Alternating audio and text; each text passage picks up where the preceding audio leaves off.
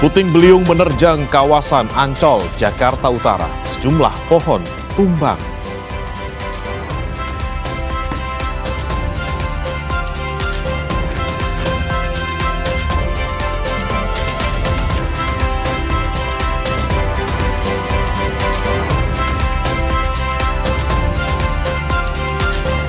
Seorang remaja perempuan di kota Medan, Sumatera Utara diduga membunuh ibu kandungnya sendiri.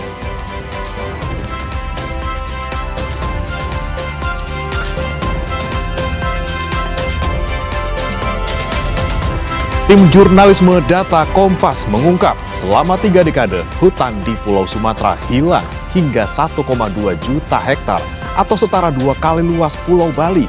Atau jika dikonversikan, hutan yang hilang mencapai 100 hektar per harinya. Siapa yang bertanggung jawab atas penggundulan hutan ini? Kami akan bahas dalam dialog di Sapa Indonesia Pagi hari ini.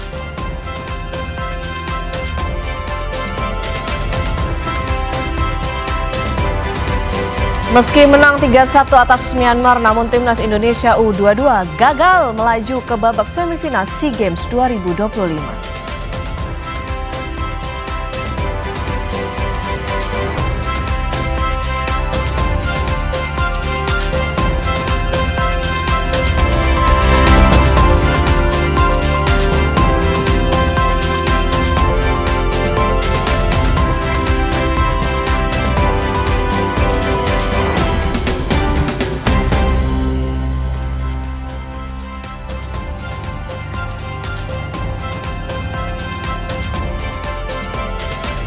Halo, selamat pagi. Apa kabar saudara? Sapa Indonesia Pagi kembali hadir menjumpai Anda di hari Sabtu, 13 Desember 2025 bersama saya Bremana Tenaya. Dan saya Putri Oktaviani. Sejumlah informasi akan kami hadirkan saudara pada Sabtu pagi ini. Di antaranya adalah soal, tadi juga sudah disebutkan di dalam headline, soal hutan Sumatera yang lenyap. Tadi juga Bremana katakan bahwa ada luasnya bahkan 2 kali Pulau Bali. Kalau tidak salah. Betul, ya. Itu 1,2 juta hektar, Okta dan juga saudara, itu hilang selama kurang lebih 3 dekade. Ya. Dan kalau kita bagi gitu ya, selama 1 hari itu bisa hilang 100 hektar. Nah, ini yang kemudian menjadi pertanyaan kita, siapa yang bertanggung jawab? Karena lagi-lagi dampaknya sudah nyata di depan mata gitu ya. Kita selama 2 pekan ini saudara masih terdampak akibat banjir yang ada di 3 provinsi di Pulau Sumatera. Luar biasa dampaknya, kerusakannya, korban jiwanya. Bagaimana kemudian masyarakat juga sampai saat ini, seperti di harian Kompas hari ini saudara, mereka masih membutuhkan kebutuhan yang mendesak, terutama untuk bagaimana mereka bisa tinggal dan juga hidup dengan layak. Bahkan masih ada yang mereka tinggal di gubuk-gubuk, kemudian ada yang masih tinggal di kebun sawit dengan tenda seadanya.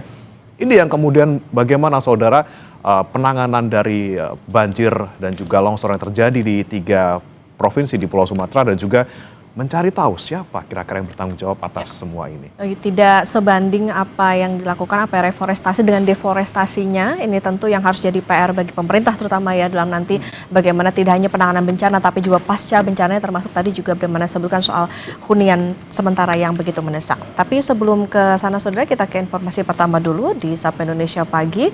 Ini ada informasi soal diduga sopir meninggal saat mengemudi sebuah truk oleng menabrak 2 pesepeda hingga tewas di Kabupaten Tulung Agung, Jawa Timur.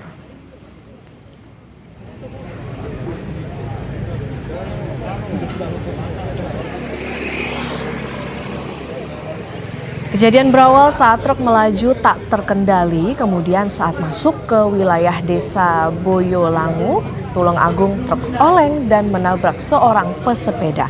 Namun truk terus melaju dan menabrak pesepeda lainnya. Truk baru berhenti setelah menabrak teras toko.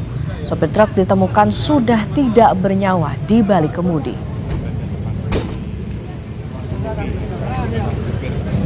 Penyelidikan laka masih dilaksanakan sesuai kronologis, memang seperti yang disampaikan oleh Ibu Kapolsek. Kami akan fokus pada penyelidikan kecelakaan dan penyebab dari kecelakaan. Untuk korban juga masih sesuai dengan yang disampaikan dari Pak Kapolsek, 3 orang meninggal dunia. Untuk penyebab laka dan juga kronologi kejadian akan kami lakukan penyelidikan dan olah TKP lebih lanjut, karena untuk hari ini masih saksi-saksi dan barang bukti masih kami kumpulkan untuk Itu dijata. sepeda pancalnya tadi dari arah mana Anda? Dari keterangan saksi-saksi satu arah dari utara ke selatan. Puting beliung menerjang kawasan Ancol, Jakarta Utara pada Jumat petang. Kencangnya hembusan angin membuat sejumlah pohon tumbang.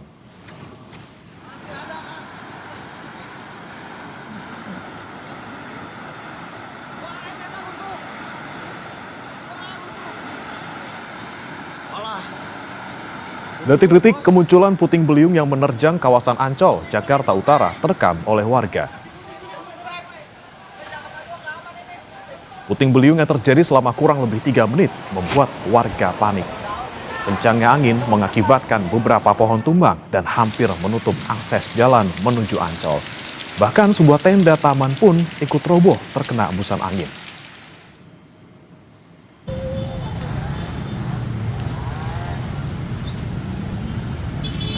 Angin memang kenceng banget, belum tuh sampai ini muter, semua juga ada tenda yang ambruk, gerobak ambruk. Jadi ada yang pohon juga yang tumbang. Berikutnya saudara, sebuah pohon berukuran besar tumbang dan menimpa rumah warga di Sawah Besar, Jakarta Pusat pada Jumat malam. Tidak ada korban jiwa maupun luka, meski bagian dapur rumah nyaris ambruk.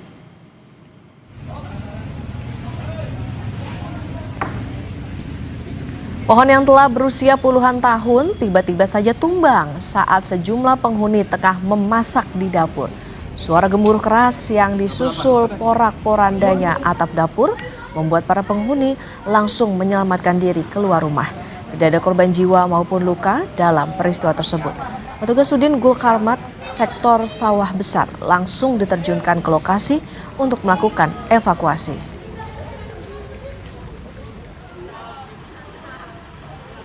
Hujan terus angin lah. Ini nimpa rumah Bapak, Pak? Iya, rumah ibu saya persis. Pas tadi kejadian di rumah lagi pada ngapain, Pak? Ibu saya sholat sama ponakan di atas. Kakak ipar saya lagi masak. Terus adik ipar saya juga lagi masak, cuma di luar. Untuk korban nggak ada.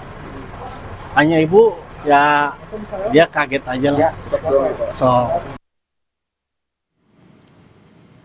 Imbas hujan deras yang terjadi pada Jumat sore, sejumlah titik di Jakarta mengalami pohon tumbang. Salah satunya di kawasan Masjid Sunda Kelapa, Menteng, Jakarta Pusat. Pohon beringin besar tumbang akibat diterjang angin kencang dan menimpa beberapa mobil di bawahnya. Dan berikut liputan jurnalis Kompas TV, Diko Anggriawan dan juru kamera Hanil Rivelino. Ya saudara, hujan deras yang terjadi pada Jumat sore pada tanggal 12 Desember 2025 menyebabkan salah satu pohon beringin di kawasan Masjid Sunda Kelapa, Jakarta Pusat ini tumbang dan menimpa beberapa kendaraan di bawahnya. Dan hingga saat ini proses pembersihan jalan dan juga normalisasi jalan Masjid Sunda Kelapa dari pohon yang telah tumbang ini masih terus dilakukan oleh Dinas Pertamanan DKI Jakarta dan juga dibantu oleh PLN tentunya untuk menormalisasi listrik, karena tidak hanya pohon yang tumbang tapi aliran listrik di bawah pohon tersebut sempat terganggu imbas hujan deras yang terjadi pada sore tanggal 12 Desember 2025. Dan kita sudah bersama salah satu saksi mata, yakni ada anggota PPSU Kelurahan Menteng. Ya, Pak, sorry, dengan siapa Pak? Dengan Bapak Muhammad Soleh. Ya, Pak Muhammad Soleh. Apa suara gluduk petir gitu, angin besar, tiba-tiba ada suara kayak duar gitu. Ya udah, ada salah satu bapak yang mau sholat, katanya pohon tumbang. Ya saya segera keluar sama teman, saya bertiga sama teman. Saya keluar, lihat kurang lebih itu ada mobil 3 yang ketimpa pohon, namanya pohon beringin itu. Berarti pas waktu pohon tumbang ini nggak ada orang yang tertimpa atau orang yang terluka ya Pak ya? Insya Allah nggak ada kayaknya sih, nggak ada soalnya. Berarti hanya mobil aja 3 ya Pak? Cuma ada mobil 3 aja. Oke, sejauh ini datangnya dari tim Dinas Pertamanan DKI untuk melakukan normalisasi. Itu kira-kira jam berapa, Pak? Ya kurang lebih antara jam 4:30 lah. Jam 4:30. Ya 5 kurang lebih lah, itu kurang lebih. Berarti reaksi cepat lah, Pak ya? Ya secepat lah gitu lah. Ya, saudara, itu tadi wawancara kami dengan salah satu saksi mata dan juga sekaligus PPSU Kelurahan Menteng, Jakarta Pusat. Tentunya Indonesia sudah masuki musim hujan mulai dari Oktober hingga Maret nanti. Masyarakat harus berhati-hati terkait dengan pohon tumbang. Jangan sampai berteduh berada di bawah pohon yang ukurannya besar-besar seperti pohon yang tumbang di belakang saya ini. Tentunya agar tidak terjadi hal-hal yang diinginkan seperti yang terjadi di Masjid Sunda Kelapa saat ini. Niko Anggriawan, Hanil Rivelino, Kompas TV, Jakarta. Kita ke sorotan lain, saudara. Polisi menetapkan 6 tersangka dalam kasus pengeroyokan yang menewaskan 2 debt collector. Ke-6 tersangka ini merupakan anggota Polri.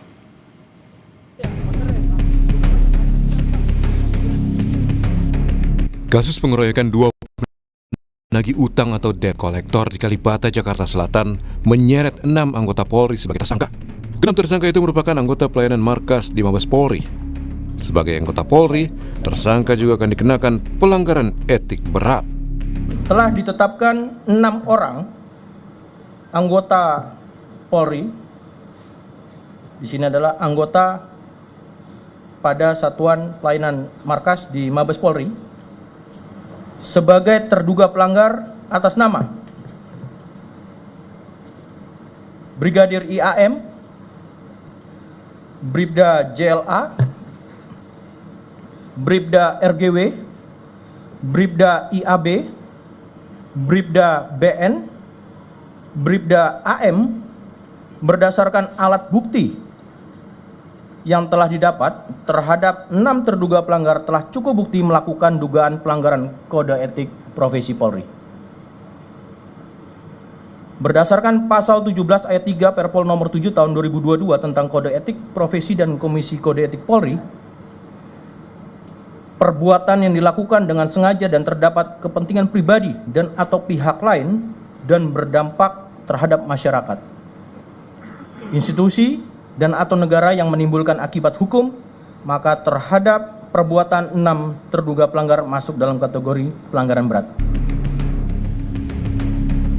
Kasus pengeroyokan yang terjadi Kamis sore di Kalibata berbuntut panjang. Kios pedagang di sekitar TKP menjadi sasaran amuk massa. Mereka membakar kios penjual makanan. Pedagang merasa dirugikan dengan peristiwa ini karena tempat mencari nafkah dirusak tanpa sebab. Pedagang menuntut ada keadilan dan pelaku pembakaran diproses hukum. Kami mewadahi UMKM di sini juga sangat syok karena kami menjadi korban dari ketidakadilan oknum yang kami tidak ketahui apa permasalahannya, dan kami menanggung kerugian yang tidak sedikit. Hanya meminta yang keadilan saja, bagaimana UMKM ini memang dibangun dari masyarakat kecil menengah ke bawah, semoga bisa menjadi perhatian negara dan pemerintah untuk menindaklanjuti apa yang terbaik, hukum apa yang terbaik kami mengikuti saja. Usai bentrokan yang mengakibatkan 2 debt collector tewas, lokasi kejadian dipasang garis polisi. Beberapa polisi juga terlihat berjaga. Sementara itu, mencegah bentrokan dengan massa debt collector, Ketua RT mengimbau warga tidak keluar malam. Warga juga diminta tetap siaga. Himbauannya warga agar waspada, dan tidak terprovokasi untuk kemarin.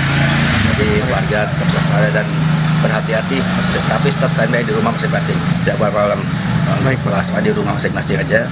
Tidak terprovokasi ya dari luar aja. Abang-abang senior, petir tolong.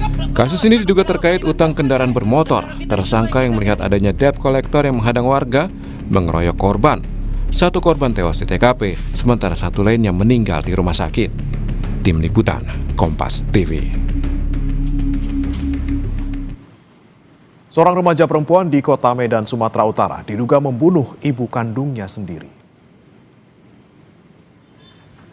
Korban ditemukan tidak bernyawa dengan kondisi mengenaskan di rumahnya di kawasan Medan Sunggal.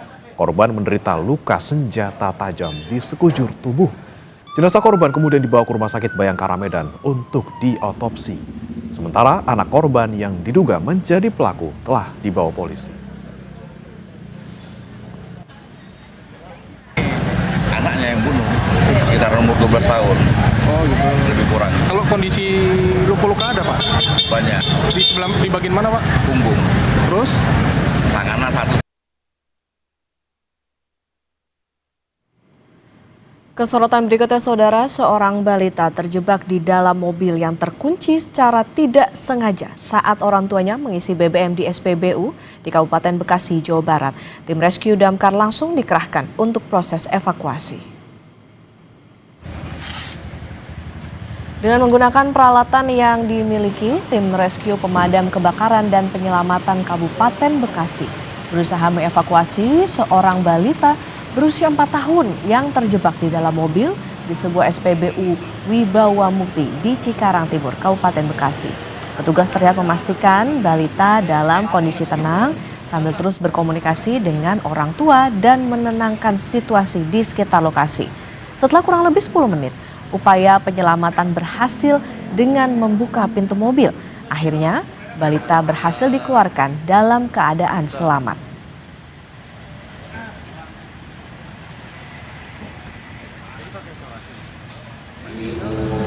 Di sekitar Stadion Wibawa Mukti Cikarang mendatangi pos kami yang di Wibawa Mukti melaporkan adanya korban yang terjebak anak balita di dalam mobil di SPBU saat pengisian BBM. Alhamdulillah dengan kesigapan tim rescue Kabupaten Bekasi, damkar Kabupaten Bekasi, kurun waktu sekitar 9-10 menit dengan peralatan kami, alhamdulillah pintu mobil bisa terbuka dan evakuasi berjalan dengan lancar. Akses terputus, warga Kabupaten Bener Meriah dan Aceh Tengah terpaksa jalan kaki selama berjam-jam untuk mencari kebutuhan pangan. Informasinya sesaat lagi.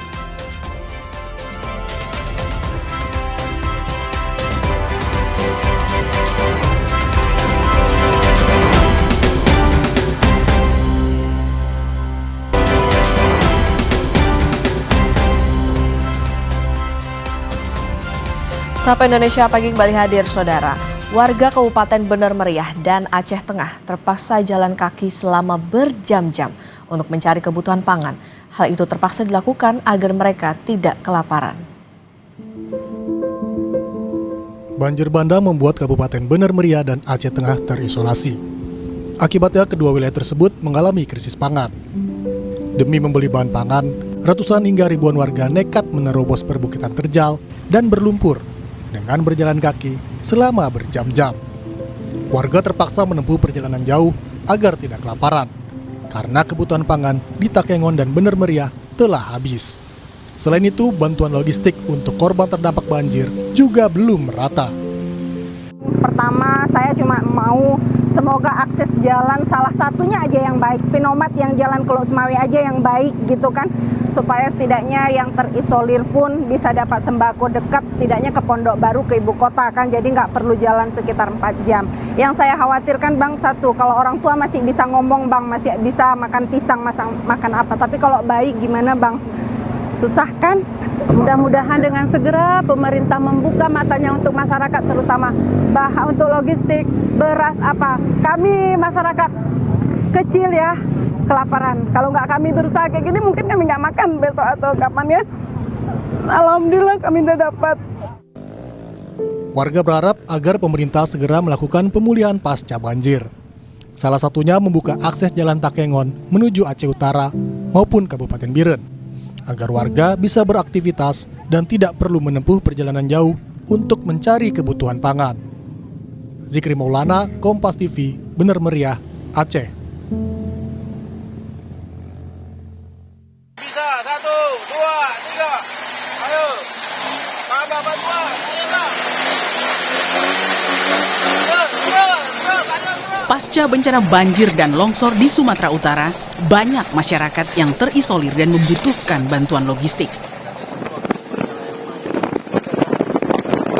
Bergerak dari markas di Desa Garoga, Tapanuli Selatan, Batalion C Satbrimob Polda Sumut mendistribusikan bantuan ke Desa Sibiobio dan Muara Sibontuon di Tapanuli Tengah.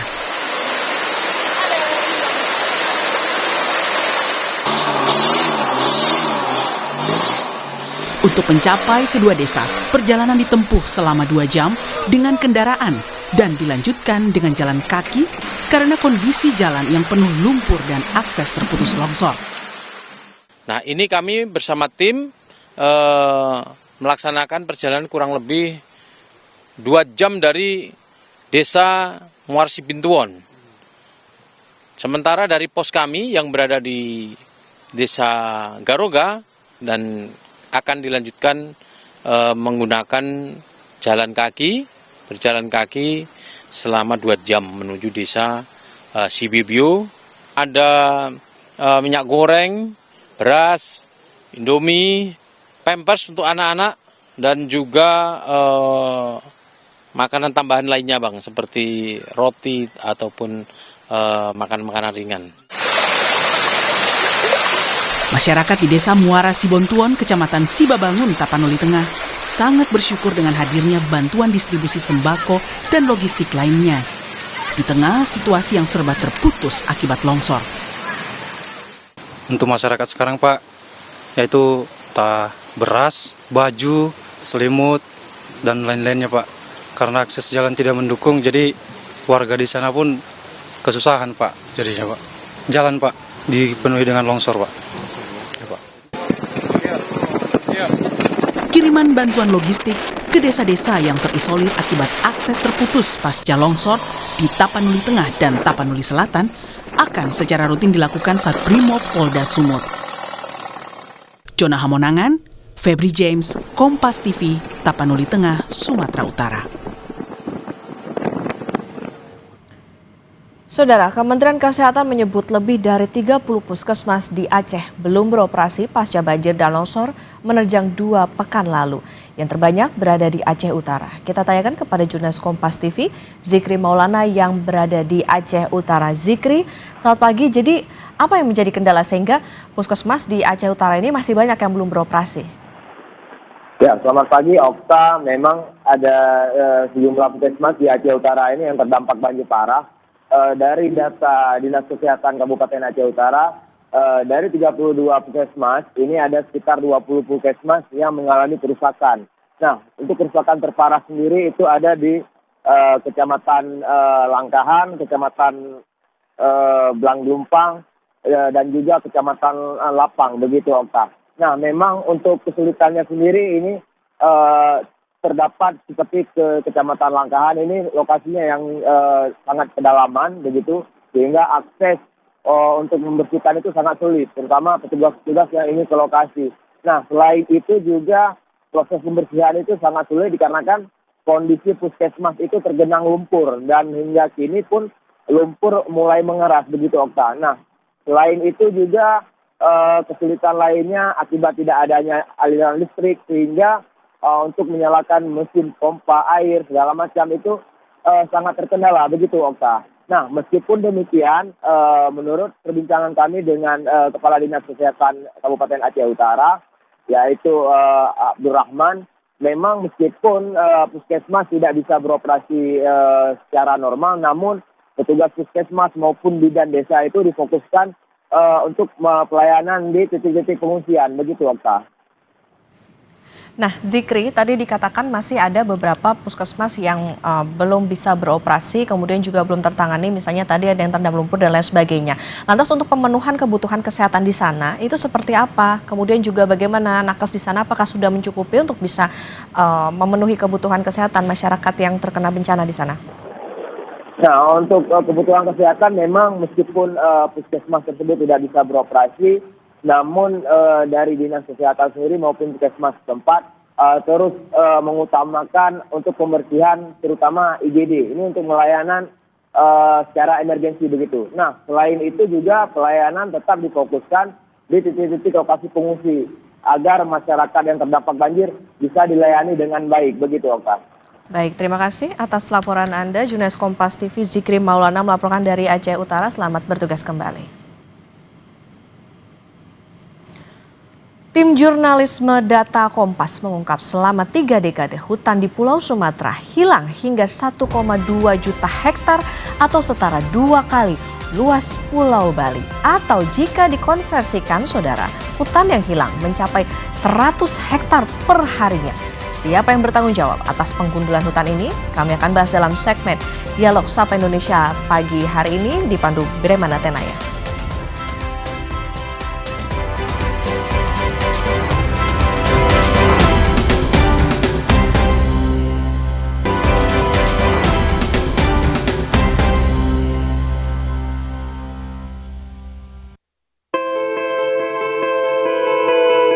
Bareskrim Polri telah menaikkan kasus temuan kayu gelondongan dalam peristiwa banjir di Tapanuli Selatan, Sumatera Utara ke tahap penyidikan. Polisi melakukan olah TKP di 2 daerah aliran sungai, yakni Desa Garoga dan Angoli, dengan dugaan temuan 110 bukaan lahan baru. Penyelidikan berlangsung di daerah aliran sungai di 2 desa tersebut dan menemukan 10 sampel jenis pohon yang tersangkut di jembatan.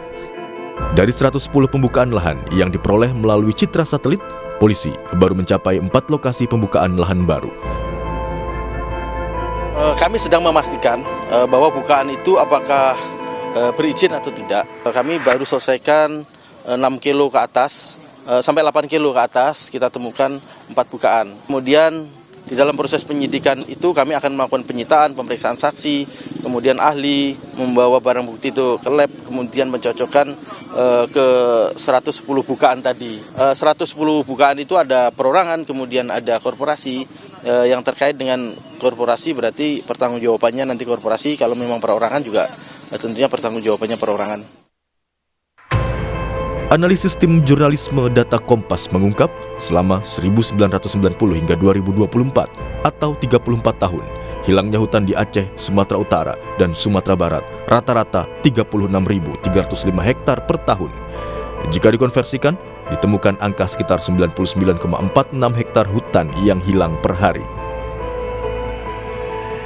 Tahun 1990, data dari laman pemetaan Map Biomas Indonesia menunjukkan masih ada 9,49 juta hektar hutan. Tahun 2024 berkurang menjadi 8,26 juta hektar.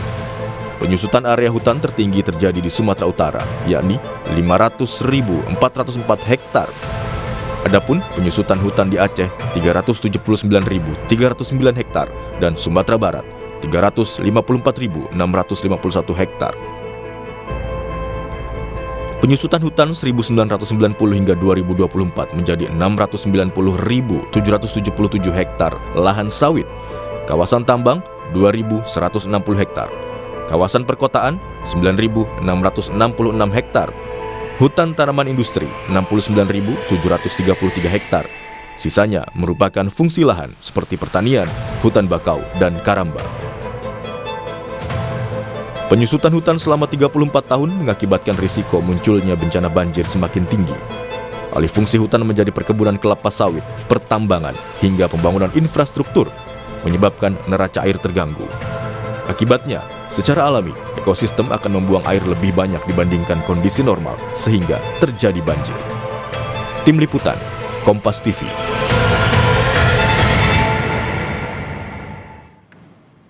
Analisis tim jurnalisme data Kompas mengungkap selama 1990 hingga 2024 atau 34 tahun hilangnya hutan di Aceh, Sumatera Utara, dan Sumatera Barat rata-rata 36.305 hektar per tahun. Jika dikonversikan, ditemukan angka sekitar 99,46 hektar hutan yang hilang setiap harinya. Angka ini setara dengan hilangnya 139 lapangan sepak bola berstandar FIFA setiap harinya. Kemudian siapa saja yang terlibat dan untuk apa saja alih fungsi hutan tersebut? Kita akan membahasnya bersama dengan tim jurnalisme data harian Kompas, Albertus Krisna, serta manajer kampanye hutan dan kebun Walhi, Uli Arta Siagian yang ada di studio. Mas Krisna, selamat pagi. Selamat pagi Mas Bre. Ya, sehat Mas ya? Sehat selalu. Yang nggak sehat hutan kita ya? Wah, betul. Kemudian kalau dari daring sudah ada Mbak Uli Arta juga. Selamat pagi Mbak Uli. Halo, selamat pagi. Ya. Selamat pagi Mas. Baik, ini yang kemudian kemarin pembaca harian Kompas dan juga kami sebagai jurnalis Kompas TV juga ini melihat datanya luar biasa Mas. Kita lihat di harian Kompas kemarin, setiap hari loh, ini 100 hektar hutan hilang setiap hari. Itu temuannya seperti apa waktu itu, Mas Krisna? Ya, jadi sebenarnya kami berangkat dari keprihatinan ya, bahwa bencana ini sebenarnya sangat parah, cuman untuk melihat sebarannya ada di mana aja, waktu itu di sumber data lain itu belum ada. Ya, kemudian kami berusaha untuk mengumpulkan data dari BNPB untuk melihat sebenarnya sebarannya di mana aja sih. Di Aceh ada di mana, di Sumatera Utara ada di mana, di Sumatera Barat ada di mana. Setelah kita petakan, baru ketahuan, oh ternyata kebanyakan ada di daerah hulu, dari sungai begitu ya. Dalam kondisi itu kemudian kami tergelitik sebenarnya apa sih penyebabnya. Nah, kebetulan kita menemukan data yang cukup bagus di Map Biomass Indonesia itu, bahwa di situ datanya cukup lengkap dari tahun 90 sampai 2024 per tahun ada terkait dengan tutupan lahan. Sehingga kami mencoba untuk kita lihat dulu tahun 2024 itu seperti apa.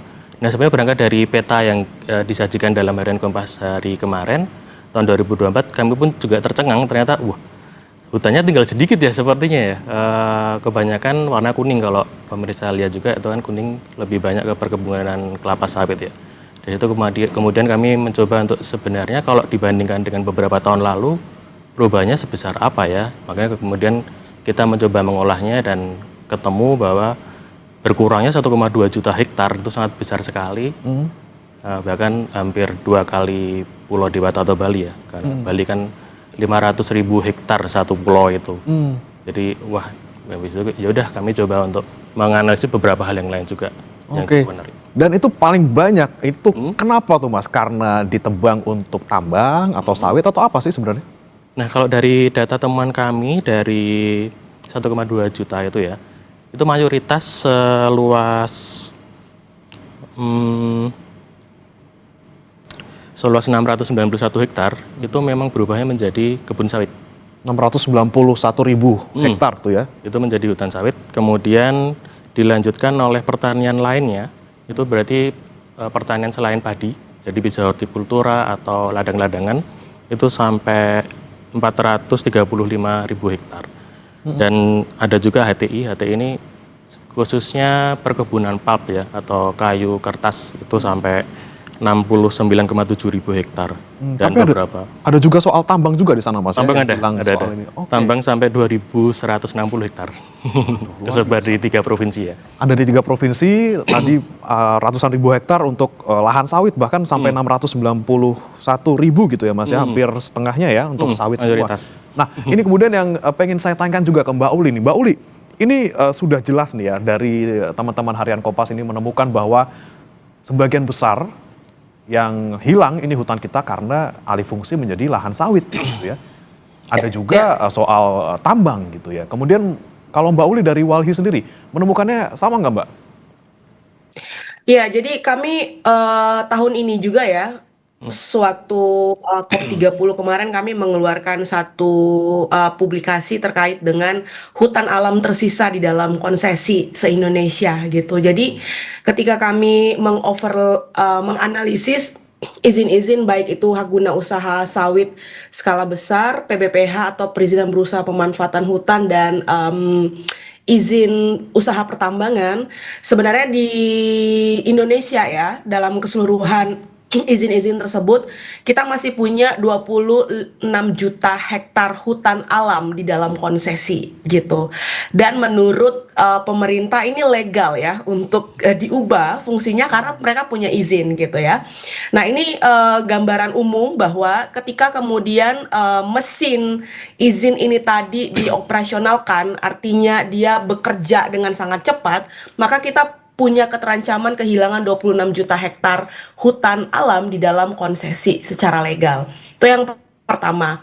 Nah, yang kedua, ketika kami melakukan analisis per pulaunya, Mas, kami melihat bahwa memang Sumatera ini adalah pulau yang paling tinggi tekanan izinnya. Jadi ada sebesar 43,6% ya di Pulau Sumatera itu sudah dibebani oleh izin gitu. Dan ketika dilihat itu nggak bisa dilepaskan dari sejarah panjang ekspansi sawit dan HTI. Nah, kalau kita lihat pembagian waktu ya yang kemudian teman-teman Kompas buat, artinya dari tahun 90 sampai 2024, kalau kita lihat tren tren izin kita atau tren bisnis di negara ini tahun 90 itu kan emang masif pemberian izin logging gitu ya. Jadi memang pada saat itu banyak hutan-hutan kita memang diberikan izin untuk logging, diambil kayunya, lalu pasca itu masuklah rezim sawit atau rezim hutan tanaman industri atau kebun kayu gitu. Nah, sehingga pada saat sekarang kita bisa melihat bahwa izin yang paling masif di Sumatera itu ya izin sawit dan izin hutan tanaman industri gitu dan logging, dan itu terkonfirmasi melalui analisis yang dilakukan oleh teman-teman Kompas. Kalau kita ngelihat titik-titik bencana banjir ya di peta yang teman-teman buat itu kan hampir sebagian besar itu berada satu selain di wilayah hulu, dua wilayah yang sudah diubah menjadi konsesi ya. Tadi di atas bagian atas yang kuning tuh konsesi sawit gitu. Dan kalau misalnya kita ngelihat peta tubuh Sumatera itu, hutan-hutan tersisa kita itu semuanya berada di Bukit Barisan, tersisa. Hutan tersisa kita itu berada di punggungan Bukit Barisan yang menjadi tulang punggung Pulau Sumatera. Nah, kalau kemudian tadi mesin-mesin konsesi ini dipercepat aktivasinya gitu ya, maka kita akan jauh kehilangan hutan alam lebih besar lagi gitu ya ke depannya. Gitu, Mas. Baik, berarti temuannya juga paling tidak mirip ya Mas, berarti ada banyak sekali memang izin yang diberikan untuk bagaimana membabat hutan kita, terutama untuk tadi sawit dan juga untuk HTI gitu. Nah, saya mau ke Mas. Dan itu secara legal ya, saya mau highlight itu secara izin legal dari pemerintah gitu ya, tidak ini belum yang ilegal loh ya, masih yang legal. Kita nggak bicara yang ilegal gitu. Nah, nih Mas Krisna, Anda melihat dengan adanya banyak hutan kita yang lenyap gitu ya, hampir 1,2 juta hektar selama 34 tahun. Ini juga linear dengan jumlah bencana kejadian yang di Sumatera meningkat. Seperti apa Mas? Jadi kami juga mengumpulkan data dari BNPB dari tahun 2008 hingga 2015 terakhir. Kita melihat bahwa ternyata jumlah bencana, khususnya bencana hidrometeorologi ya, itu terus menaik. Jadi kalau tahun 2008 hingga 2013, ini khusus di 3 provinsi ini ya, ini ada 780 bencana. 780 bencana di 3 provinsi. 3 provinsi. Kemudian tahun 2014 ke 2019 itu naik menjadi 882.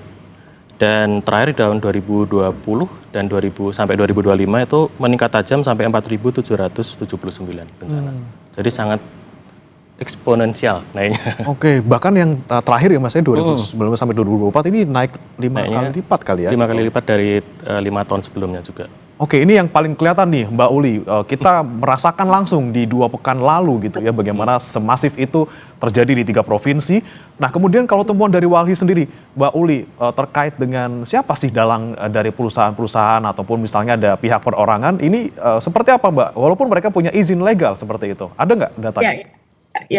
Ya, kalau tadi kita berangkat dari izin legal ya, kalau tadi kita sepakat bahwa berbagai bentuk izin yang kemudian melahap hutan-hutan kita di Sumatera, bahkan mungkin bukan hanya Sumatera tapi pulau-pulau lain. Kalau kita lihat proporsionalnya dia izin di sektor kehutanan ya, dan itu memang didominasi oleh grup-grup besar. Kita tahu grup-grup besar pemain bisnis di sektor kehutanan gitu ya. Terus kemudian juga grup-grup besar di sektor sawit. Kalau Sumatera itu sebenarnya pemainnya tuh nggak terlalu banyak ya. Perusahaannya bisa banyak, tapi mereka terafiliasi hanya pada satu grup besar gitu ya. Nah, lalu kemudian juga tambang begitu. Kan ini adalah gambaran model perizinan di Indonesia sebenarnya. Kita punya hampir 18.000 izin sebenarnya ya. 18.000 lebih izin se-Indonesia, baik itu izin usaha pertambangan, hak guna usaha untuk perkebunan sawit dan PBPH gitu. Perusahaannya banyak, tetapi kalau misalnya kita pakai pendekatan grouping, sebenarnya hanya ada 10 besar grup aja yang kemudian menguasai izin-izin kita.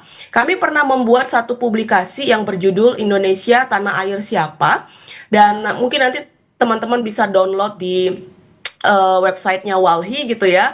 Dan ketika misalnya kita cek untuk untuk bisnis sawit saja gitu ya, ada sekitar 10 grup besar pemain sawit kita gitu. Mulai dari misalnya PTPN gitu ya, terus kemudian Sam Darby, RGE, AAL, Sinarmas dan lain sebagainya. Itu adalah 10 daftar grup besar yang menguasai sebenarnya bisnis kita di sektor sawit. Di PBPH sektor kehutanan juga sama, di tambang juga sama.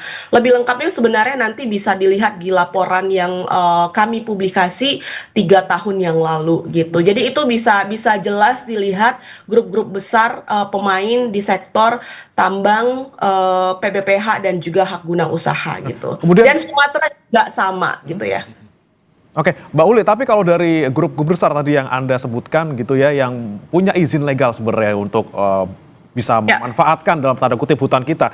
Ini mereka sudah sesuai dengan perjanjian awal ataupun mereka melanggar nggak sih Mbak? Atau mereka tetap dari koridornya tapi ya tetap hutan kita dibabat-babat luar biasa juga gitu? Iya, sebenarnya ini yang perlu dicek lebih lanjut ya Bang. Makanya kami selalu mendorong adanya evaluasi menyeluruh perizinan agar kita tahu sebenarnya perusahaan-perusahaan mana saja yang memang beroperasi sesuai dengan ketentuan perundang-undangan atau juga sesuai dengan dokumen-dokumen yang mereka urus ya di awal. Apakah juga benar mereka mempunyai perizinan yang lengkap? Karena banyak misalnya di beberapa temuan kami hampir di seluruh Indonesia ada terjadi pembukaan lahan secara ilegal.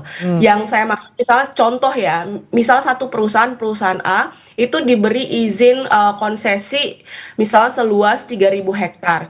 Tetapi di lapangan mereka membuka sampai 3.500 atau bahkan sampai 4.000. Nah, pertanyaannya 500 sampai 1.000 hektar itu terkategorisasi sebagai ilegal dan apa yang kemudian dilakukan oleh pemerintah dalam konteks itu gitu. Nah, itu yang kemudian kita dorong bahwa penegakan hukum yang kuat itu harus dilakukan oleh pemerintah gitu ya, oleh pengurus negara, dan itu hanya bisa dilakukan kalau kita melakukan evaluasi menyeluruh terhadap perizinan yang ada. Karena hanya dengan itulah kita tahu perusahaan-perusahaan mana saja nih yang memang benar-benar ngejalankan bisnisnya sesuai dengan ketentuan perundang-undangan, sesuai dengan rancangan awal mereka dan lain sebagainya gitu. Nah, sebelum saya ke Mas Krisna, saya mau tanya lagi Mbak Uli, kalau untuk di daerah sendiri ini kan Bupati ada yang bilang bahwa mereka nggak bisa campur tangan soal izin yang dimiliki oleh perusahaan. Ini kalau untuk izin sebenarnya memang sepenuhnya ada di pemerintah pusat atau pemerintah daerah sebenarnya juga bisa punya andil di sana? Ya, saya mau bagi-bagi dulu ya. Memang pasca Undang-Undang Cipta Kerja semua semua ketentuan perizinan baik itu pemberian maupun evaluasi dan pencabutan itu ada di kementerian ya, karena semua otoritasnya dikembalikan ke kementerian. Tetapi daerah itu tetap punya kewenangan untuk mengeluarkan persetujuan teknis dan juga izin lokasi gitu. Artinya satu, pemerintah daerah itu sebenarnya pada satu batasan tertentu mereka punya kewenangan untuk tidak memberikan persetujuan teknis dan izin lokasi. Itu pertama. Yang kedua, sebagai pemangku kelola wilayah paling bawah, menurut saya juga tidak bisa dilepaskan peran mereka untuk melakukan pemantauan, evaluasi dan lain sebagainya. Contoh misalnya untuk hak guna usaha perkebunan sawit ya, bisnis sawit. Oke, HGU itu kewenangannya ada di ATR BPN gitu. Tetapi misalnya izin usaha perkebunan budidayanya itu ada di daerah gitu. Dan satu perusahaan itu dia nggak bisa beroperasi kalau kemudian dia tidak punya izin usaha perkebunan budidaya gitu. Jadi sebenarnya masih ada kewenangan-kewenangan tertentu yang ada di daerah, melekat di pemerintah daerah, dan itu bisa dipakai untuk melakukan evaluasi serta monitoring izin-izin ini gitu. Yang mau saya bilang adalah meskipun dia ditarik ke nasional, tetapi pemerintah daerah itu bisa memakai kewenangannya untuk melakukan perbaikan tata kelola, sekaligus juga bertanggung jawab ya atas dampak-dampak lingkungan yang juga terjadi di wilayah masing-masing gitu. Baik, berarti masih ada peran pemerintah daerah gitu ya, walaupun tidak sepenuhnya di pusat. Oke, Mas Krisna, ini kan lagi-lagi ini yang legal saja sudah luar biasa. Kita belum lihat lagi, evaluasi lagi mana yang kemudian ilegal, ada yang menyimpang. Nah, kalau dari temuan Mas Krisna sendiri di Harian Kompas, penyimpangan tata ruang dan juga wilayah ini seperti apa sih yang kemudian terjadi di wilayah Sumatera? Oke, jadi kami juga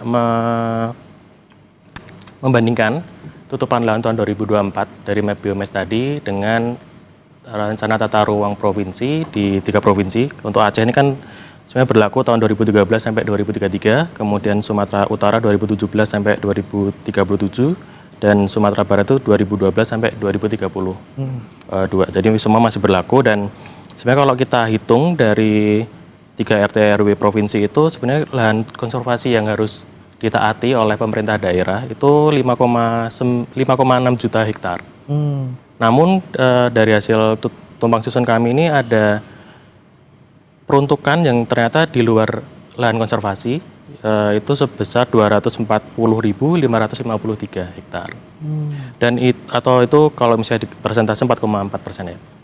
Kemudian paling banyak itu sebagai pertanian lain tadi, hortikultura atau pertanian selain padi itu 160 hektar, kemudian sawit 39 hektar, sawah dan juga HTI.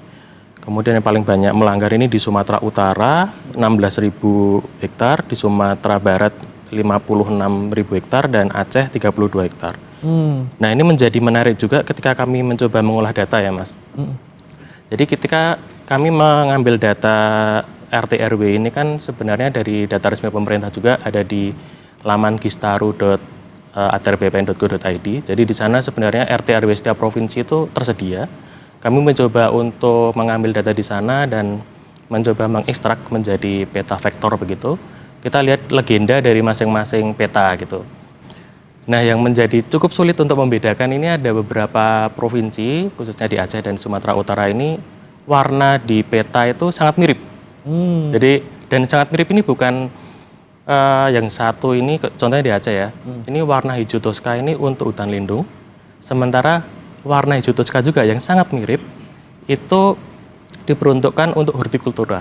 Jadi sangat yang satu untuk konservasi, yang satu non konservasi. Jadi ketika mungkin pemerintah atau masyarakat mencoba untuk menaati peta yang dibuat oleh pemerintah tersebut, mungkin juga agak bimbang juga. Ini sebenarnya peruntukannya untuk hutan lindung atau hutan atau lahan non konservasi. Jadi memang kenapa tadi ketemuannya paling banyak justru lahan pertanian lain tadi yang paling banyak melanggar di RT RW. Kalau kami melihat barangkali karena kondisi itu, warna yang sangat mirip di peta peruntukan lahan yang ada di perda masing-masing kabupaten provinsi tersebut. Nyaru gitu ya antara yang nyaru hutan sekali. lindung sama dengan yang untuk industri. Betul. Nah, kalau kita lihat juga Mas Krisna terkait dengan paling banyak ini kan tadi katanya di Sumatera Utara gitu ya untuk pelanggarannya. Ini juga kalau tidak salah dari datanya Mas juga yang paling banyak hutan sawitnya yang dijadikan sawit itu juga Sumatera Utara. Ini apa temuan lagi Mas yang kemudian menarik di provinsi ini? Ini kenapa sih di Sumatera Utara banyak banget gitu? Ya, memang di Sumatera Utara ini memang kalau kita lihat juga untuk peruntukan lahan konservasi ini juga kalau dibandingkan provinsi lain itu tidak seluas, justru paling sempit kalau kita lihat. Dan memang banyak peruntukan non hutan, khususnya perkebunan itu memang dari beberapa tahun yang lalu juga sudah ditetapkan untuk itu. Dan memang ketika itu dialih fungsikan menjadi sawit, beberapa lahan yang mungkin sangat berseberangan atau beririsan gitu dengan peruntukan kebun atau peruntukan non hutan konservasi itu di lapangan mungkin tidak terlalu ditaati ya. Gitu. Jadi memang sejak awal peruntukan hutan konservasinya memang tidak sebanyak kalau kita lihat di peta, nggak sebanyak provinsi yang lain. Dari awal sudah dirancangnya memang tidak sebanyak itu, ditambah lagi dialihkannya juga yang paling banyak gitu. Betul. Ya kalau temuan dari kita. Nah, Mbak Uli ini bagaimana kemudian kita bisa membedakan nih Mbak, karena nyaru lagi-lagi gitu ya antara hutan lindung dan juga hutan HTI gitu ya ataupun hutan industri. Ini apa nih Mbak yang kemudian bisa Mbak Uli cermati gitu, apakah ini memang ya udah sengaja lah biar nyaru gitu ya, biar kita nggak bisa ngelihat pelanggarannya atau seperti apa sih Mbak? Iya, memang sejak kebun kayu itu terkategorisasi sebagai hutan tanaman industri ya itu memang sudah terjadi kekeliruan ya. Kita tahu persis bahwa pulp and paper itu kebun monokultur ya. Jadi tanamannya akasia, terus kemudian juga beberapa jenis tanaman lainnya, dan ya persis itu adalah perkebunan gitu, tapi kemudian terkategorisasi sebagai hutan tanaman gitu ya. Nah itu juga yang sering membuat kekeliruan gitu ya. Dan kalau misalnya juga kalau misal di Walhi gitu ketika kita menghitung perubahan hutan alam gitu ya, kita mengeluarkan perubahan bentang dari wilayah konsesi HTI gitu, karena bagi kami itu bukan hutan, itu kebun kayu, kami tidak menghitung itu gitu ya. Nah, itu juga yang menjadi beberapa guidelines kami untuk kemudian misalnya menghitung perubahan bentang lahan. Kami mengeluarkan HTI karena itu bagi kami bukan hutan tapi itu kebun kayu dan lain sebagainya gitu. Nah, itu juga yang harus dipahami oleh kita masyarakat luas gitu ya, bahwa industri atau konsesi pulp and paper itu ya bukan hutan gitu ya, itu kebun. Nah, itu juga yang kami kritik juga sampai sekarang ya, term hutan, tanaman, baik itu untuk industri, baik itu kemudian untuk energi ya sekarang ya, itu sering juga membuat kekeliruan gitu ya. Nah, apalagi tadi misalnya dijelaskan ketika kita baseline-nya melihat peta, yaitu juga kemudian ikut gitu ya, membuat kita tanya-tanya ini sebenarnya apa gitu. Tetapi menurut saya yang bisa menjembatani itu juga adalah membaca keseluruhan RT RW-nya gitu ya, bahwa kita juga kemudian keliru gitu ketika melihat petanya, tetapi menurut saya juga penting untuk membaca seluruh RT RW-nya gitu. Nah, tetapi itu tadi Mas, beberapa fakta gitu ya, mungkin juga banyak tanaman hortikultura yang tidak sesuai dengan peruntukan RT RW-nya, juga bukan karena mereka melanggar, tetapi memang juga ada proses-proses dalam penyusunan RT RW yang juga tidak maksimal gitu ya. Atau kemudian kenapa misalnya beberapa perkebunan monokultur dalam skala yang besar itu mudah sekali misalnya dikeluarkan gitu ya dari pengaturan RT RW yang sebelumnya misalnya mereka nggak boleh di sana gitu. Maksudnya itu bukan tanaman budidaya untuk monokultur dalam skala yang besar. Ya karena memang proses perubahan RT RW selama 5 tahun itu semua bisa diubah di sana gitu ya. Sedangkan misalnya masyarakat biasa yang tidak punya akses lebih misalnya terhadap usulan-usulan perubahan RT RW, ya mereka tertinggal dalam proses itu gitu. Tetapi misalnya beberapa kelompok yang punya akses jauh lebih dekat dengan proses-proses perubahan RT RW, ya mereka bisa masuk ke sana dalam kepentingan mereka dan bisa mengubah RT RW. Itu yang juga sering kami lihat. Jadi perubahan RT RW selama 5 tahun itu juga sering ditunggangi oleh kepentingan-kepentingan beberapa kelompok untuk mengotak-atik peruntukan di dalam RT RW gitu, agar misalnya mereka yang tadinya ilegal menjadi legal gitu. Itu juga temuan-temuan yang sering kami temukan gitu. Oke, ini dia nih soal otak-atik nih, saya juga mau tanya ke Mbak Uli. Mbak Uli, ini sebenarnya kita tuh susahnya apa sih Mbak, kemudian kita kemudian menyelidiki siapa yang bertanggung jawab. Ini sepertinya semua pihak yang kemudian digadang-gadang bertanggung jawab ini semuanya pada diem gitu ya, kalau untuk perusahaan-perusahaan terutama. Ini apakah karena memang mereka punya izin legal lagi-lagi, atau karena memang ada relasi tertentu dengan pihak-pihak yang berkuasa? Ya, saya percaya ya, kelompok-kelompok yang punya bisnis besar pasti mereka punya akses dan relasi yang kuat gitu ya pada orang-orang yang sekarang berada dalam sistem gitu.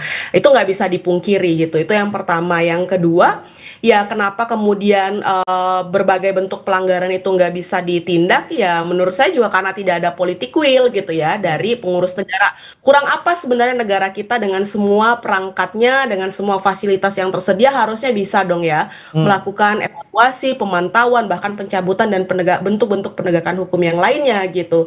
Lalu kemudian kalau misalnya balik lagi ke relasi-relasi tadi gitu ya, kalau misalnya kita ngelihat juga relasi-relasi politik dan bisnis di negara kita itu cukup kuat gitu. Bahkan misalnya kalau kita ngelihat peta legislatif kita itu kan hampir sebagian besar juga latar belakang mereka juga berangkat dari bisnis gitu ya. Di eksekutif kita juga begitu ya, beberapa orang yang menjadi menteri kita juga latar belakangnya juga adalah pebisnis gitu.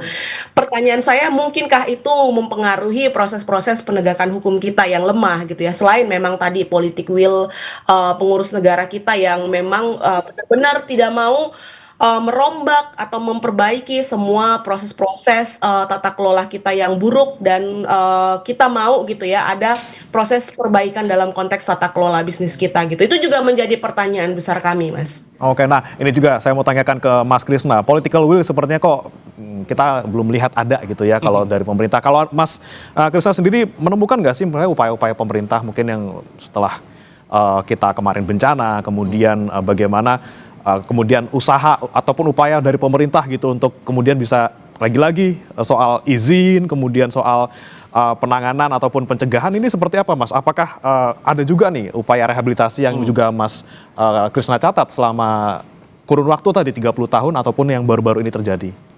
Ya, kalau kita lihat dari keterangan Menteri Kehutanan memang sudah mulai dilakukan penegakan hukum ya bagi mereka yang melanggar kemudian merusak lahan di des kritis yang ada di Indonesia begitu. Kemudian ada beberapa pelaku kayaknya sudah mulai ditangkap juga, dan sebenarnya kalau dari Kementerian Kehutanan, dari Dirjen Kementerian Kehutanan juga disebutkan bahwa dalam beberapa tahun terakhir sudah ada reboisasi hutan. Memang dalam kalau kita lihat antara perbandingan luas lahan yang terdeforestasi dan direboisasi itu sangat jomplang sekali gitu. Jadi ya itu ibarat seperti catatan laporan bahwa ini kita sudah melakukan perbaikan, namun memang kalau dibandingkan dengan apa yang sudah rusak gitu kayaknya sangat jauh sekali. Nah ini dia nih Mbak Uli, lagi-lagi ini kan dari Kementerian Kehutanan, saya juga mengutip dari Mas Krisna dan juga beberapa media bahwa sudah ada nih rehabilitasi yang dilakukan gitu ya selama 2019 sampai 2024 gitu. Sudah ada 46.655 hektar ya. 46.000 gitu Mbak selama 5 tahun. Tapi kalau kita lihat kerusakan dari 2009 ya Mas ya, sampai 2024 ini kan sampai 1,2 juta hektar. Ini gimana gitu dan apa yang kemudian harus kita lakukan paling cepat dan paling nyata gitu Mbak? Kalau untuk rehabilitasi kan kita butuh waktu juga untuk nunggu pohonnya tumbuh gitu. Seperti apa yang harusnya dilakukan sekarang? Iya, pertama memang kenapa rehabilitasi kita tidak maksimal ya karena memang proses rehabilitasi itu jauh lebih lambat dari proses penerbitan izin. Jadi izin itu diberikan dengan sangat cepat dan dalam skala yang luas, tetapi misalnya rehabilitasi itu kecil-kecil gitu ya dan juga lambat waktunya. Itu yang pertama, kenapa kemudian dia tidak bisa menyeimbangkan kerusakan-kerusakan yang terjadi.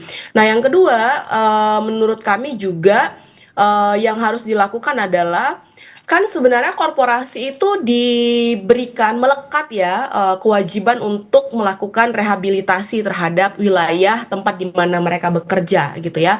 Bisa dalam konteks tambang ada kewajiban untuk reklamasi dan pasca tambang. Pertanyaannya apakah reklamasi dan pasca tambang itu dilakukan nggak oleh perusahaan gitu. Jadi sebenarnya beberapa undang-undang kita itu yang mengatur terkait dengan sektor masing-masing itu sudah cukup kuat gitu ya untuk meletakkan kewajiban dari pemegang izin untuk melakukan pemulihan dan perbaikan terhadap izin yang mereka kelola gitu.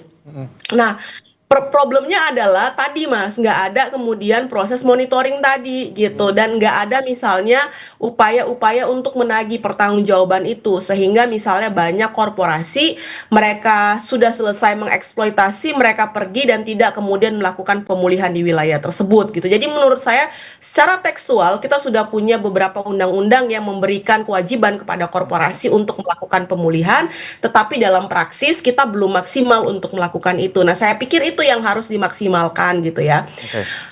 Oke, monitoring penting untuk kita bisa dalam tanda kutip ini membuat rehabilitasi ini menjadi ditaati gitu ya. Tapi kemudian Mbak ini kan udah darurat gitu, kita udah bencana 2 minggu lalu kita sudah luar biasa dampaknya.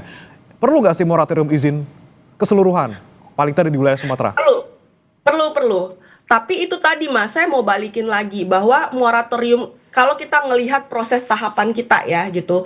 Jadi moratorium bagi kami moratorium permanen ya, karena hanya memberikan jeda saja itu tidak cukup. Bahwa sekarang kita sudah overload izin iya gitu. Jadi memang moratorium permanen izin-izin baru dan hal-hal lainnya adalah tadi selain melakukan evaluasi tadi gitu ya, terus kemudian melakukan pencabutan izin misalnya jika itu diperlukan, karena misalnya beberapa izin-izin itu beroperasi di hulu das ya, kemudian di wilayah-wilayah yang rentan terhadap bencana gitu.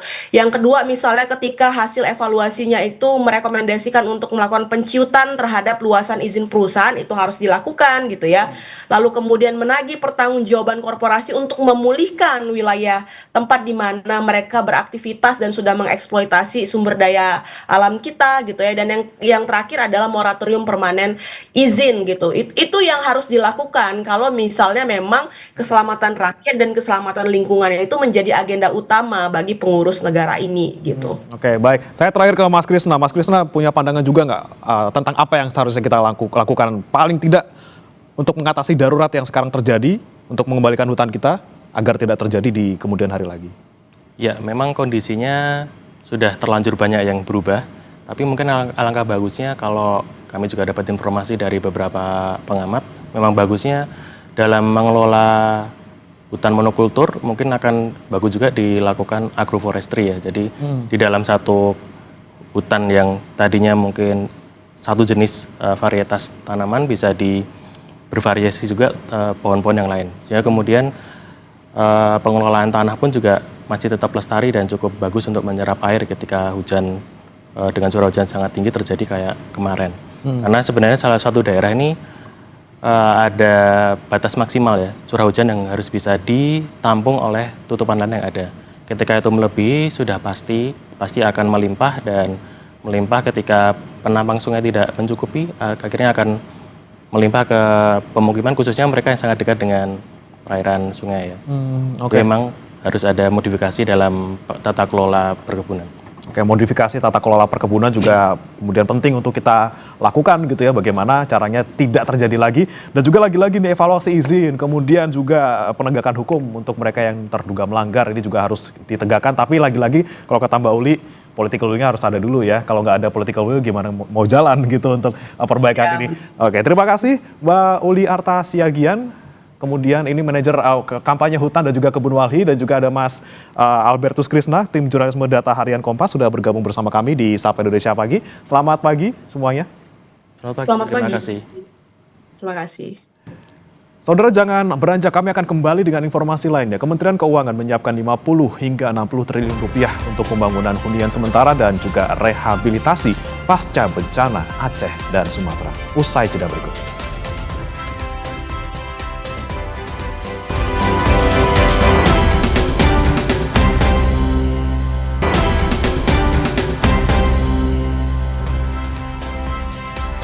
Masih kembali di Sapa Indonesia Pagi Saudara, bersama saya Putri Oktaviani. Menteri Keuangan Purbaya Yudi Sadewa bilang Kementerian Keuangan telah menyiapkan 50 hingga 60 triliun rupiah untuk pembangunan hunian sementara dan rehabilitasi pasca bencana di Aceh dan Sumatera.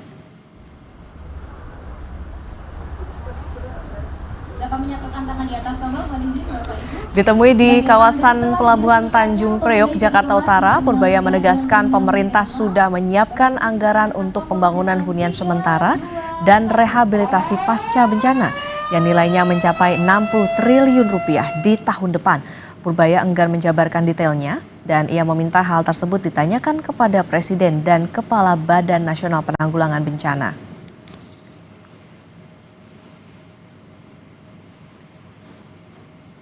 Soal huntara untuk korban bencana. Yang pakaian impor korban bencana anggaran ada semua, tapi yang berhak bicara adalah kantor presiden sama BNPB. Untuk huntara dari Kemenlu menyediakan anggaran berapa, Pak? Oh, pokoknya mereka minta kita kasih. Sudah ada semua, sudah kita. Berapa triliun kira-kira atau? Kalau yang kan diperkirakan 60 triliun ya tahun depan ya. Untuk rehabilitasi segala macam itu. Termasuk pembangunan itu, Pak. Rehabilitasinya apa aja, Pak? Sudah kita siapkan datanya, tapi itu aja di Pak Presiden sama Pak BNPB ya. Soal penanganan banjir di Sumatera Utara, khususnya di Langkat, akan dilaporkan jurnalis Kompas TV Dedi Zulkifli. Dedi, selamat pagi. Presiden Prabowo Subianto dijadwalkan datang ke Langkat hari ini. Pukul berapa rencananya dan apa agendanya? Ya, terima kasih Okta. Selamat pagi saudara.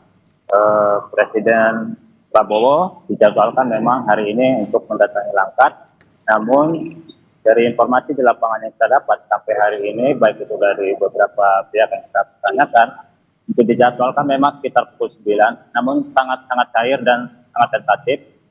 Dan di Langkat ini sendiri, Pak Prabowo memang dijadwalkan untuk mengunjungi salah satu wilayah yang paling terdampak, yaitu Tanjung Pura, di mana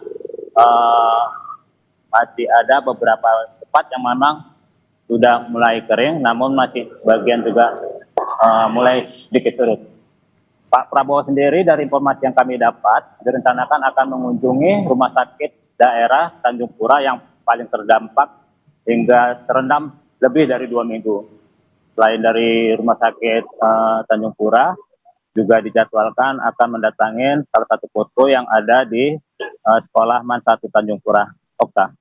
Oke, tadi Anda katakan Tanjung Pura ini paling terdampak dan saat ini lokasi Anda sedang berada di RSUD Tanjung Pura. Gambarkan kepada kami seperti apa pelayanan kesehatan di sana, karena sebelumnya kan RSUD Langkat ini terendam banjir selama 2 pekan.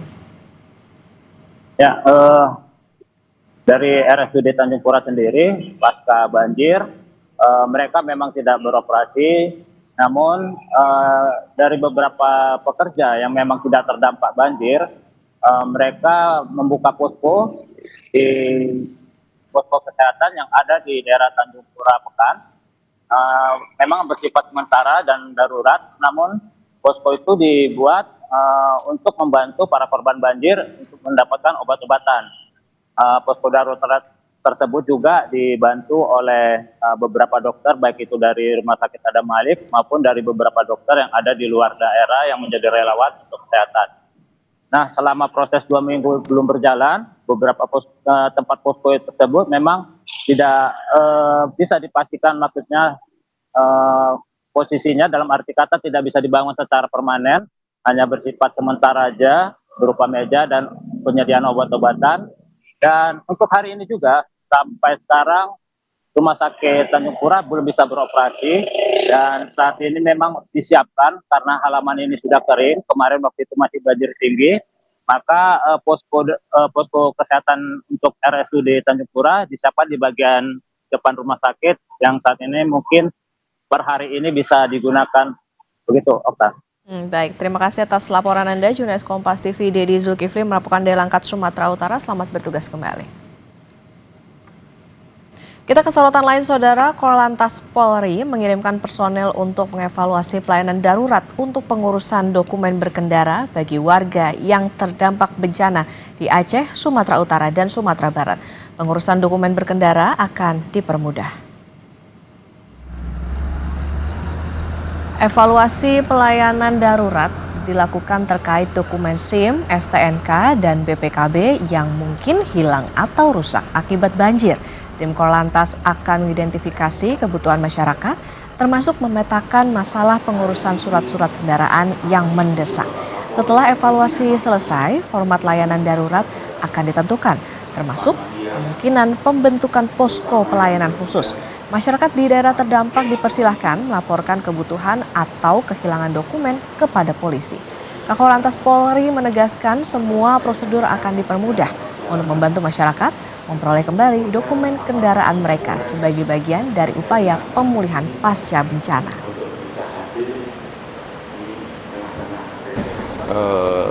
Evaluasi tentang pelayanan darurat, ya, baik itu SIM, STNK, BPKB yang mungkin hilang, mungkin kena banjir, tentunya akan kita permudah dalam rangka nanti pengurusannya. Tim akan hadir sana dulu, mengidentifikasi persoalan. Yang jelas Korlantas Polri akan memberi kemudahan dalam rangka pelayanan. Baik itu SIM, STNK, termasuk juga BPKB yang mungkin hilang. Ini nanti formatnya tentunya setelah tim dari sana, dan kita juga sudah mengirim TIK-nya untuk bisa melihat jaringan-jaringan yang mungkin perlu diperbaiki. Saudara, upaya untuk menerjunkan bantuan logistik ke desa terdampak bencana terus dilakukan TNI Polri. Jalur udara jadi andalan untuk mempercepat pendistribusian bantuan.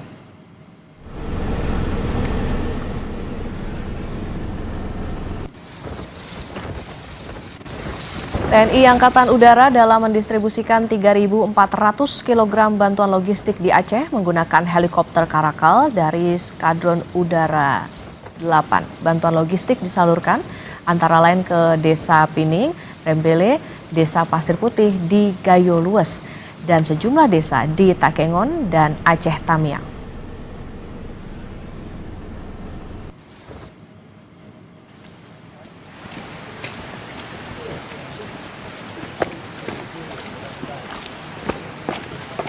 Sementara di Sumatera Utara, saudara, sekitar 40 personel TNI Angkatan Darat dari Yonif 122 TS dan Yonif 125 Simbisa harus menembus jalur darat yang berat dan untuk bisa menyalurkan bantuan logistik ke desa terisolasi di Tapanuli Tengah, Sumatera Utara.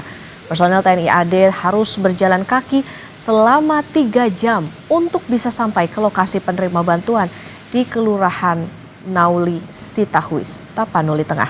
Sejumlah warga yang menerima bantuan tak bisa menyembunyikan rasa haru dan syukur.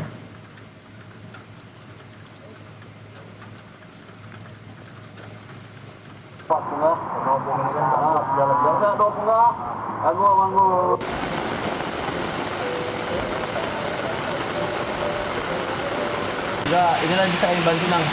Nanti kalau ada waktu selanjutnya mungkin bisa nanti dorong lagi, Nang, ya.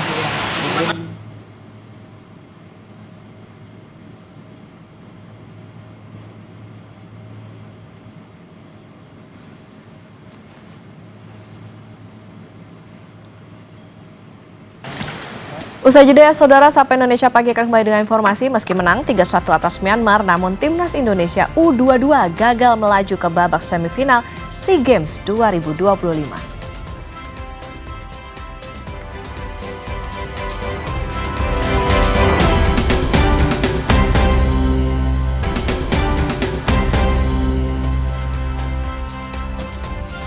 Kembali di Sapa Indonesia Pagi, saudara, kabar dari SEA Games Thailand 2025.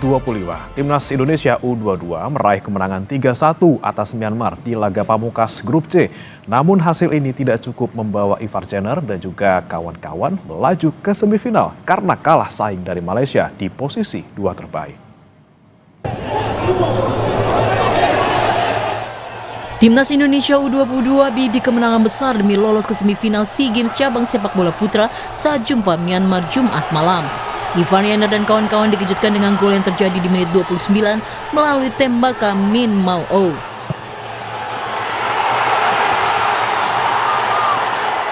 Indonesia menyamakan skor 1-1 di penghujung babak pertama lewat Tony Firmansyah.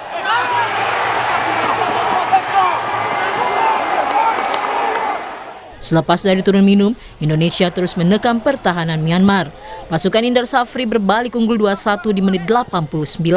Pemain pengganti Jens Raven sukses menjebol gawang Myanmar. Raven mencetak brace di masa injuri babak kedua.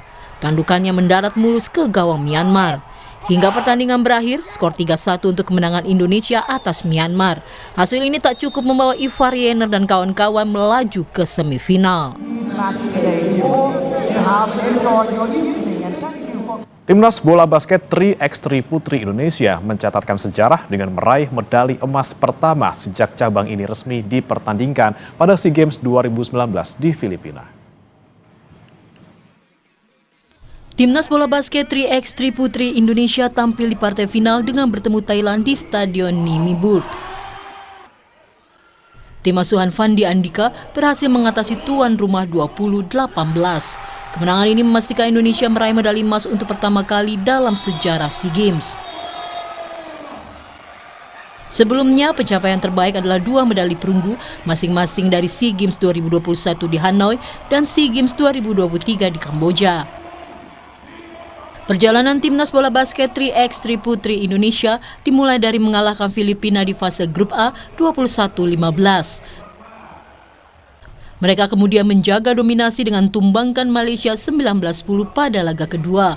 Indonesia pun lolos ke semifinal dengan status juara grup. Di semifinal, tim yang diperkuat Evelyn Vio, Kimberly Pierre-Louis, Agustin Gradita Retong, dan Dewa Ayu Made Sriata Kusuma menang atas Vietnam dan akhirnya keluar sebagai juara usai gilas Thailand. Sapa Indonesia Pagi masih akan kembali usai jeda, saudara. Tetap bersama kami.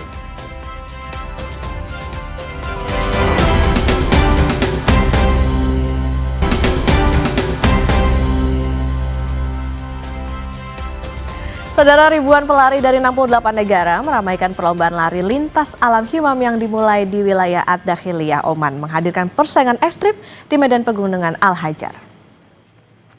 Para peserta menyusuri jalur terjal pegunungan, menyebut lomba ini sebagai pengalaman yang luar biasa dengan pemandangan indah dan trek teknis yang menuntut persiapan matang. Ajang tahun 2025 ini akan melibatkan lebih dari 4.500 peserta dari 68 negara. Acara berlangsung selama beberapa hari ini menampilkan lomba ultra sejauh 120 km, lomba dari lembah ke puncak sejauh 60 km, dan lomba-lomba lainnya melalui rute pertanian dan warisan budaya.